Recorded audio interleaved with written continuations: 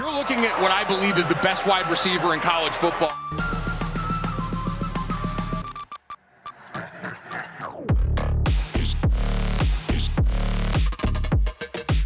Jordyn Tyson, Steve, out of Arizona State. This is one of the most interesting prospects to break down this year at the wide receiver position because, man, there are some things that you see and they are wow moments. There are some question marks behind the scenes in terms of durability and health, and obviously those are being nitpicked by all of these teams. But your initial thought on the 6'2", 200-pound receiver out of Arizona State when you just turned on the film was what? Depending on which year you watch is depending on which reaction that you have. Yeah, he missed time in 2022 and 2023, damage to all the L's, ACL, MCL, PCL. Yep. And then 2024, he had a collarbone, but that's understandably so, right? That's just one of those things that happen, part of playing the game. It's like rolled ankle in basketball. You know, receivers always, you see all these receivers over the years, their fingers or DBs, you know, you have some of those things that happen. But then the concerning thing is 2025. So I only have a little bit of film because I think the 2025 does his disservice. I don't think in 2025 that was his best ball. Really? Okay. Yeah. His best ball is 2024. 2024 is the reason why teams are so trying to figure out what do I do, because what he presented and how he played in 2024 really shows you that this is a guy that you can't pass up, right? Jordyn Tyson reminds me of the linebacker that was at Notre Dame, Smith, who had that Jalen Smith. He had sustained that horrible injury in that playoff game or championship game, where he ended up being a third-round pick by the Cowboys. And for what he was, and based off what we experienced and saw, he had drop foot. He lost a little bit of feeling in that. For him to be able to go out there and play and get a second contract, I thought was remarkable and showed his fortitude and his ability. And I think Tyson has that same kind of nuance and kind of bravado that you want to say, man, I'm rooting for the kid. If we can get him in here and we can get him healthy, man, we're going to be better if we get him. But there are some teams that say, man, I don't know if I want to really get a guy and have some hopes and dreams.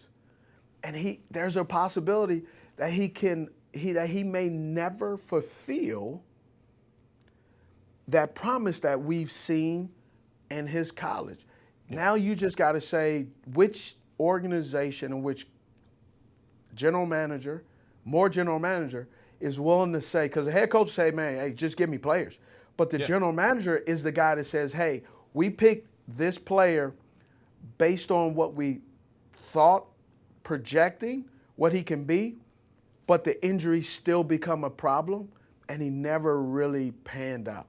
Yeah. Now, this could be an issue to where he drops. He's not dropping in the third round. When I say drop, when I talk to teams, it's into the teens is where he could drop in the first round. A lot of people have him, and there's the big three we talk about, whether it's Mekhi Lemon and Jordyn Tyson and Tarnell Tate. There's some teams I talk to, Steve, that believe there's just a big two, and it's Tyson and Tate. That's from a couple of teams.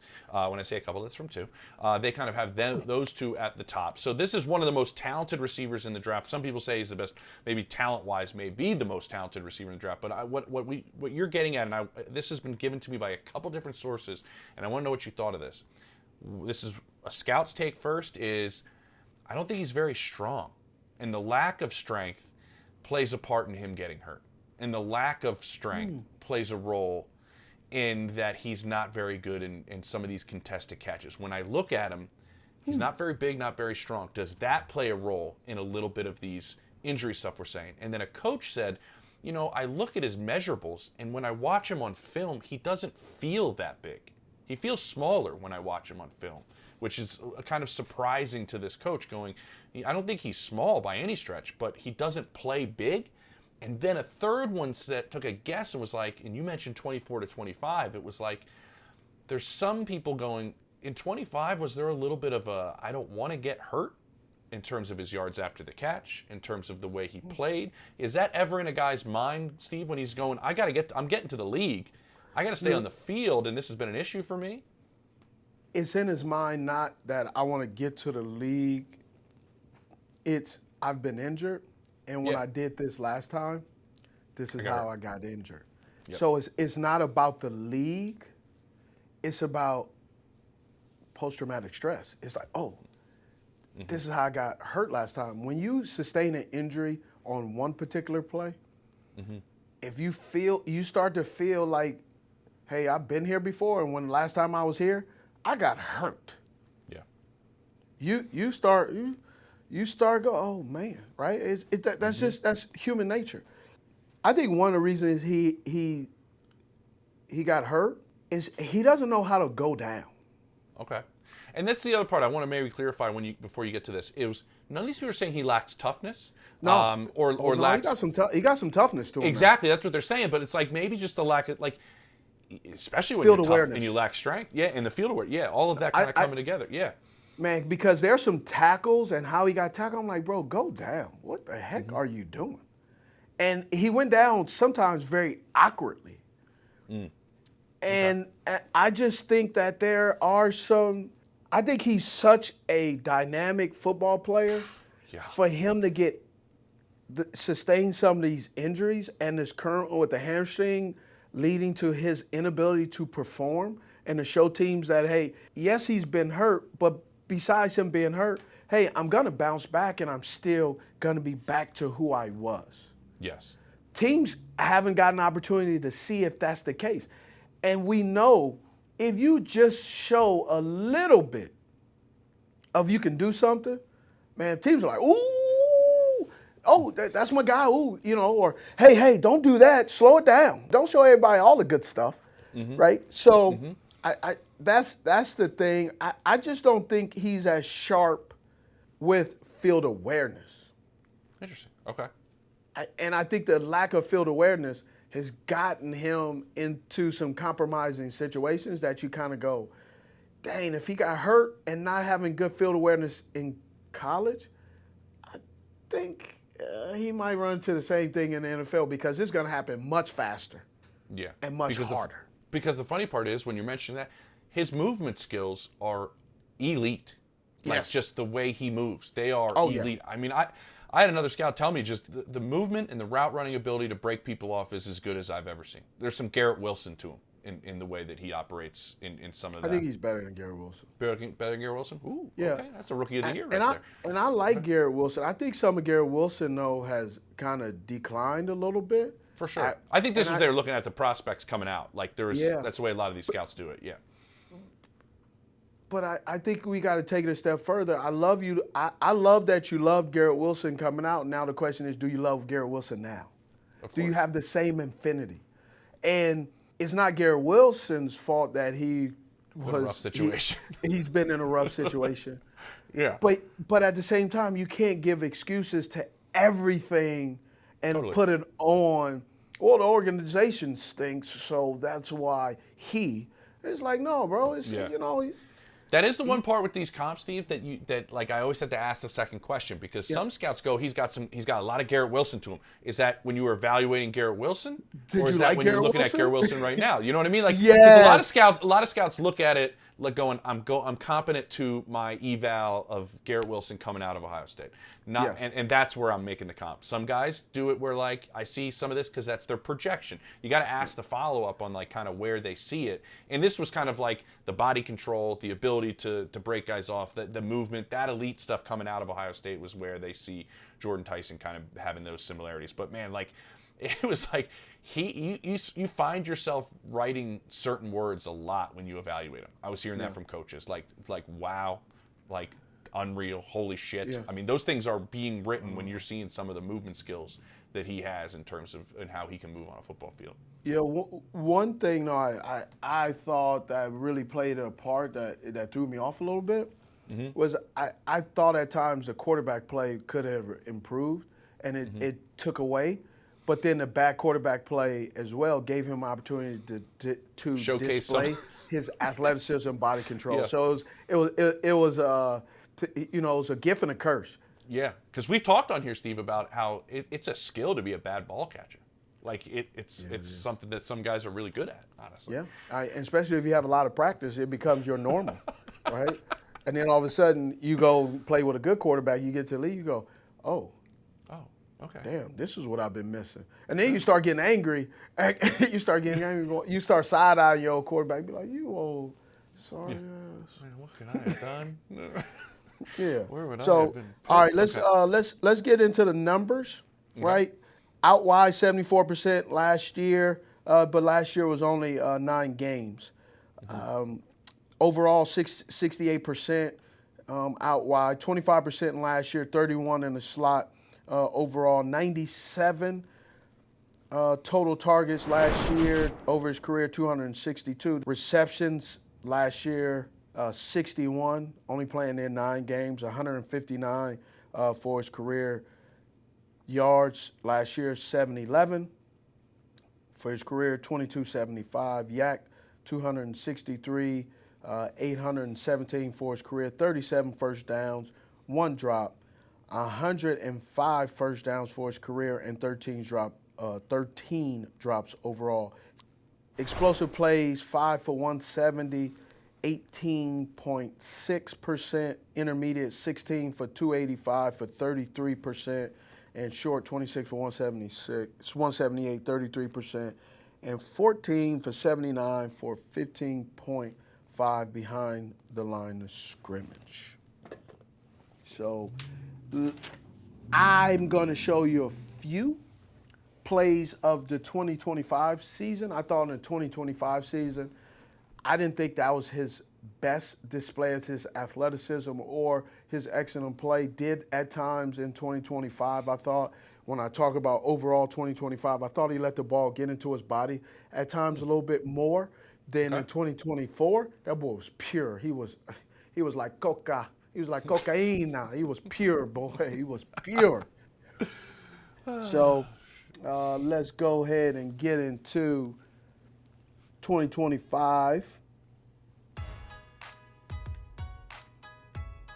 He's down at the bottom. Right, let's just play this through.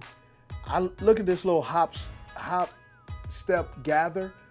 LaFell used to do this, and I could never do it. Let's go. Brandon LaFell, JoJo, he would do this a lot. I could never do it. It always threw off my rhythm.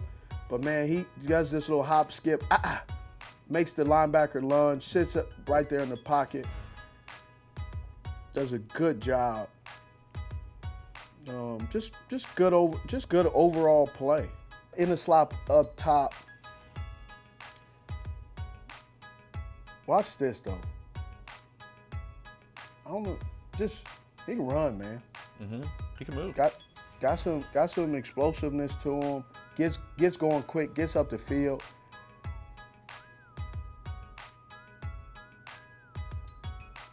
Now let's go ahead and let's get down and dirty to the good stuff. It's funny we're showing those plays, Steve, because there's a lot of people that say he's not, for how well he moves, he's not a huge yak guy, which is kind of interesting. Look, for as well as he moves.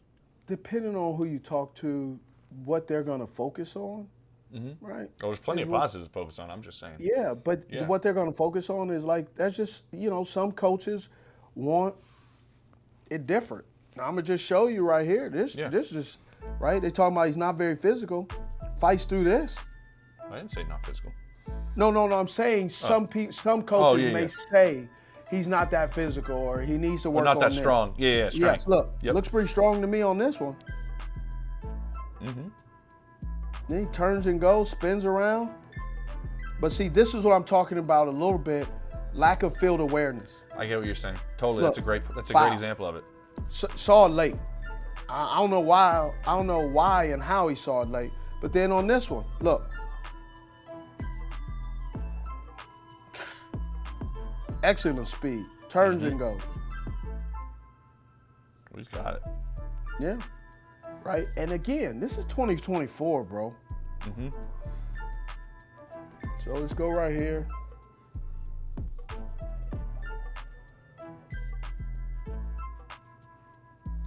Good catch. Yeah. I like that. Watch this though. This is the one where I'm like, ooh, that boy bad. Look at this. Cheat, cheat. See what I'm talking about? Like, remember what I said? Yep. Not going down, right? But let me show you. It's a great point.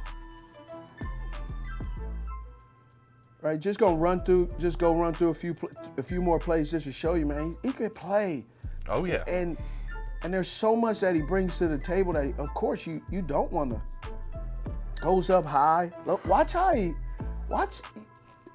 This is more of me when I'm sitting and watching film and and I'm like, yo, and you've been with me at some of these pro days, like, just watch the way he falls. He falls a little awkward. Watch, look. See him? Because it's a great route. Yeah, but he just falls awkward. I'm like, man, come on, man, learn how to fall. Right? Do a trust fall, bro. Yeah, do a trust fall.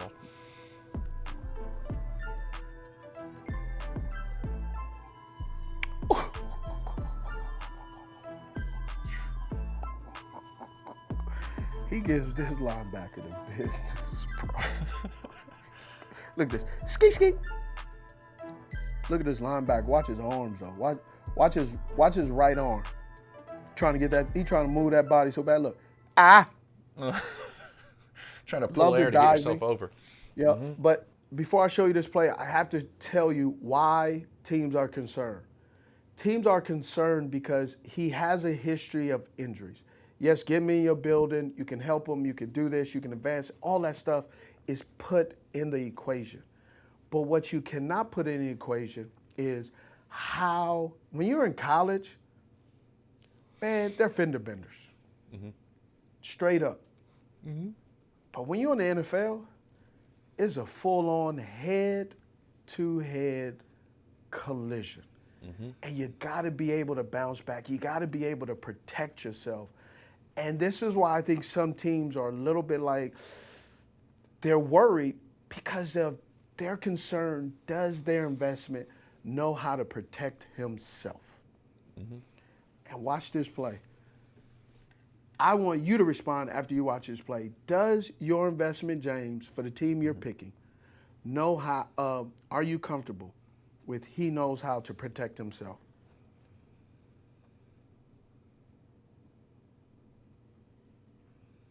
Oof.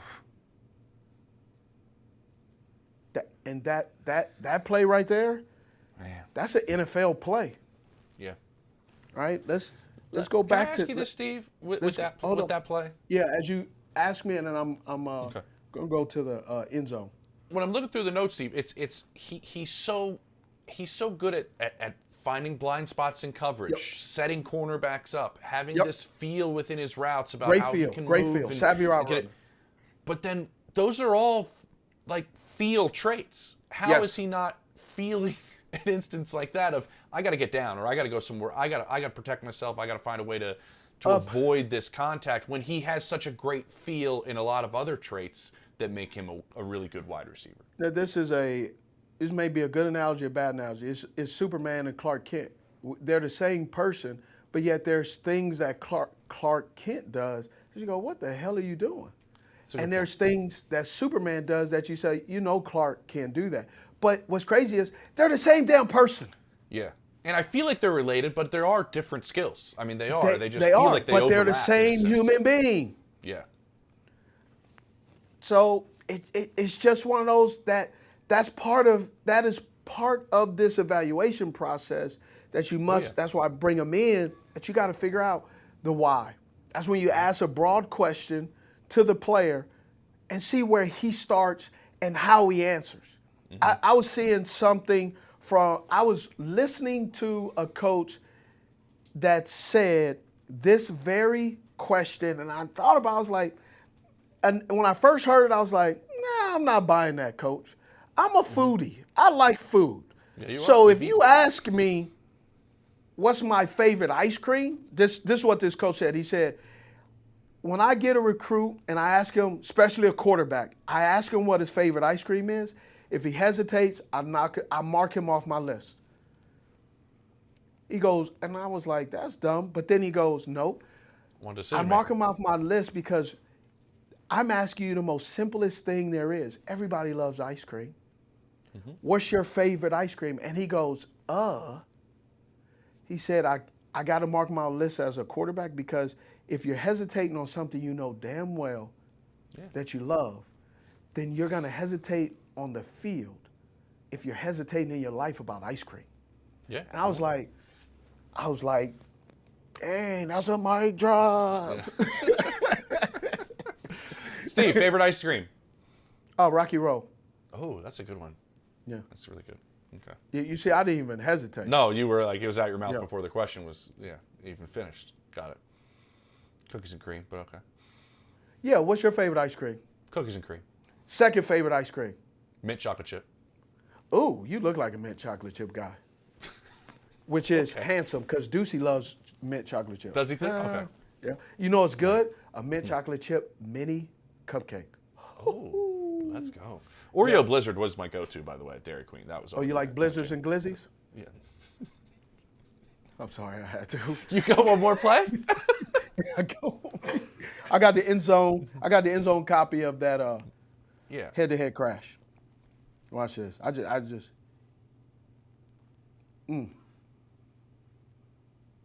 That's where I believe that's where he broke his collarbone. Sees it late and tries to get down. Okay. Tough deal. But overall, I think he's a great player. I believe however you grade him, he is exactly what he is. If you're like, hey, I'm worried about this, that's legitimate. They're true concerns. If you're saying, hey, I'm not worried about it, once we get him in a building or in the interview process or when we had a day visit after we did all of the medicals, we feel comfortable that, we can get him going and to see how severe is the hamstring. Is it a grade 2? Is it a grade 3? What's grade 1, grade 2, or grade 3? Grade 1 in a hamstring is it's inflamed, 6 to 8 weeks of nothing. You get it going. Grade 2 is actually pretty severe, right? A lot of inflammation and bleeding. And so it's discolored and it's, black and blue. And then grade 3. Grade 3 is the worst it can be because the next grade after that is detached from the bone. Yeah, we don't want that. No, we don't want that. So that's why. But depending on how his hamstring is and what teams are comfortable with, I think he's going to be a really good pick if he's available. If he's not available and you're concerned about that, it's legitimate, and I can see why you could pass on him. Totally. But what I'm hearing from teams, Steve, is that is a major concern. And maybe that's how he drops a little bit. But, man, do you just take the chance? Because there's somebody that he might be the best route runner in the draft in terms of getting in and out of breaks, setting up corners. I had a coach tell me, he's like, man, there's a little OBJ to him. Like, the way you see him move, there's a little bit of an OBJ to him. And he's like, and you know what? On that one play you showed, where he got pulled from behind, but when he caught the ball and he was like, and he had such great movement, that felt like Odell a little bit, the way he was able to move and just make people miss, and just a special athlete. There really are a lot of scouts and coaches I talk to. They're like, I'm writing things next to him that I haven't written against anybody else in this draft in terms of how he moves. There's another part that I just wanted to ask you in terms of the route running. And because he has everything that I'm describing, some teams said he can get a little cute at the line of scrimmage. Oh, absolutely. Coming off the line. What do teams mean by that? I want you to describe that to everybody, watching here. Of it's almost like he knows he can do these things, and he almost does too much at times, or gets too cute with it. What is that at the line that they're talking about? So when you get too cute, getting too cute means for offense coordinator, wide receivers coach, and head coach, right, is you start to do so many things that now you start to trick and confuse the quarterback, which a lot makes the timing, throws off the timing, or it makes the quarterback hesitant. And then if you make the quarterback hesitant enough, the quarterback starts, you're supposed to be the first read, but because you get too cute and there's certain things, quarterback starts to go the other way because he doesn't trust that you're actually going to cross the face. And a great example in my case would be, it's still, I don't say still haunts me, but it's one of those things that when I think about it, It sticks with me, and I got a little too cute. I remember running a route against the Dallas Cowboys. We were down there. It was a slant. Jake Delhomme throws it. We're down in a new stadium, and probably on a 20, on our own 20. I had to run a slant. Guy gets me a little bit. I run the slant, but I decided I got a little too cute, and guess what? I came out of the slant. Nobody told me I can do that. Man, I'm damn Steve Smith. I can do whatever the hell I want to. Pick six, touchdown. Bang. Oh. Yes. And did you know it right away? Did you know it right away? Right when the pick six happened, you're like, I got too cute. Like, was that in your head? No, I said shit. That's what I said. I said, no. I better start running. Yeah. I said, and then look, I did like this. I walked back to the huddle, and there's a few people that wanted to say something. The only person who was allowed to speak down to me was Jake, and Jake was furious. Jake was country, stuttering, and furious all at the same time. You ever got cussed out by somebody who's unsure of their words, but he's cussing you out, and he doesn't want to cuss you out, but he has to cuss you out because he loves you, but he's pissed off at you at the same time. Exactly. Oh, man. Oh. Right? Yep. So I remember that. And so when I hear too cute, that's first thing goes in my head is I go, yeah, I've been there before. Yeah, it's stuck with you. Let's not deny that. It's stuck with you. You mentioned that was a slant. Everything I have here is, man, a lot of in-breaking stuff for him. Yeah, but that's his offense. That's not his fault. Yeah, exactly. No, I'm not saying he's very good at it, too. That's what I'm saying. It's just, And then do you want to hear a comp or two? Oh, yeah. Yeah, okay. I'll give you scout comp first. Oh, good. Oh, man, when I watch him, my brain, the nature of it, first goes to Justin Jefferson. Now, he is not JJ, but the looseness of him is a little bit of a JJ to him. Yep. The looseness I like that. That's good. Okay. And then the other one from a coach was he's got a little bit of like a taller Stefon Diggs to him.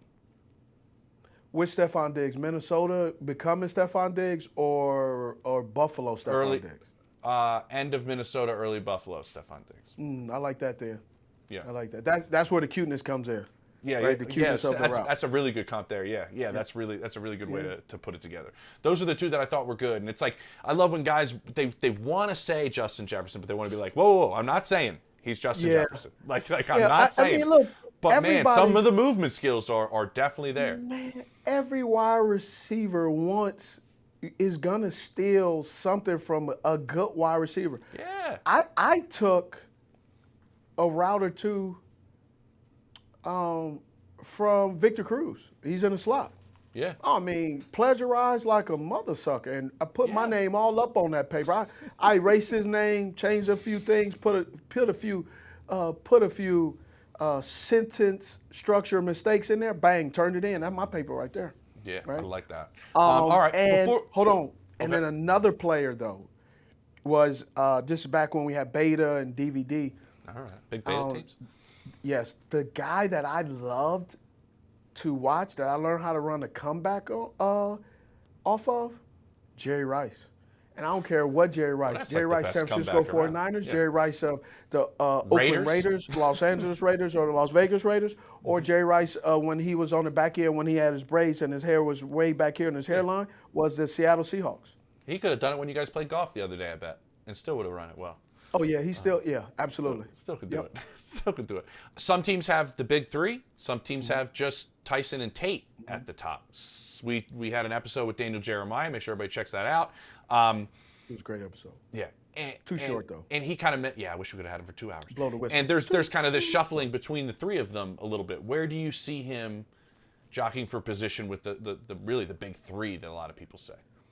So what I would say with jockeying in position, if all are equal and he doesn't have missed 2022 and 2023 with ACL, MCL, and PCL, and 2024 collarbone and 2025 hamstring, I say he's the best wide receiver in the draft. As a former player and as a guy who does TV and as a guy who talks to, I've learned and I do this as if I am this show that we do in the off season. I try to make it seem like I am positioning myself to be a general manager, to apply for a general manager's job. Yep. And by thinking that is like, if all things were equal, the problem is I'm a former player. We don't operate on if all things are equal. We don't operate on hypotheticals. You operate on what is currently the weather. And the weather is he's had 1, 2, 3, 4, 5 injuries. If he has those 5 injuries, and he does, I can't put him ahead of guys who have been available, who have done what they've done. I don't think, and this is a former player, I don't think it's fair to punish players who didn't get hurt, but then give a hall pass to players who have got hurt. It's a great point. It's a great point. That's it. So I can't go, well, if he was. 'Cause that's like me saying, well, if I was 6'1", man, my short ass ain't 6'1", so I don't get credit for what I ain't got. But what I'm looking for, Steve, is it only takes one, right? That's all it takes. One team to go, he's that much better than the other two. I'm willing to take the risk when healthy. Yeah, that's what I'm saying. Like, when healthy, he's that much better than the other two. In our opinion, our evaluations in our building, we're going to take the risk. Yes. Like, that's the exact opposite of people go, well, Tate checks every single box, and it's just safe. The floor's up here. So it's the philosophy of every building. And that's what we're So, here's what it is, and using a money analogy, stocks, right? I'm going to buy Jordyn Tyson is a blue chip, excellent stock. And Tate is an excellent stock as well, blue chip, but with a dividend. Tyson doesn't have a dividend. Yeah. What are you going to do? I'm going to go with the dividend. Okay. All right, before we go, I'm curious about alignment and where you line him up at. Anywhere. I think you line him up anywhere. Do you like him as like a Z that you can put in motion? You can do F. all sorts of things with? F? Okay. Yeah. I think he, I go back, I would say Z. Because of the injuries. That's what I had here. I was curious. Yeah. Yeah, you don't want to put him at F because you don't know if he's going to be available yet. So you don't want to go ahead and make all these plans and find out he missed the film.